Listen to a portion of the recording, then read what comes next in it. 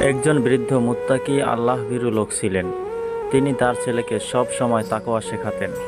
একদিন তিনি তার ছেলেকে পরীক্ষা করার জন্য বললেন, আমার প্রিয় সন্তান, আমি তোমাকে একটা কাজ দিচ্ছি। তুমি গিয়ে একটি মুরগি জবাই করে আনো, তবে এমন জায়গায় করো যেখানে তোমাকে কেউ দেখতে না পায়। ছেলেটি মুরগি নিয়ে বেরিয়ে গেল।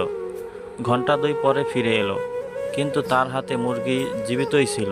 বাবা অবাক হয়ে জিজ্ঞেস করলেন, তুমি মুরগি জবাই করলে না কেন?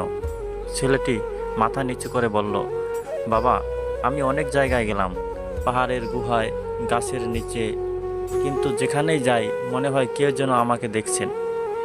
শেষ পর্যন্ত আমি বুঝলাম আল্লাহ সব জায়গায় আছেন, সব কিছু দেখছেন। আমি এমন কোনো জায়গা পাইনি যেখানে তিনি আমাকে দেখছেন না, তাই আমি মুরগি জবাই করতে পারিনি। বৃদ্ধ বাবা কাঁদতে শুরু করলেন এবং আল্লাহর দরবারে সেজদায় পড়ে গেলেন।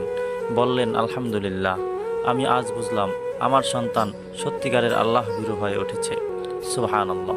অতএব প্রিয় বন্ধুরা, একটা কথা সবসময় মনে রাখবেন, আমরা যখন মানুষকে দেখি না বা কেউ আমাদের দেখছে না, তখনও আল্লাহ আমাদের দেখছেন।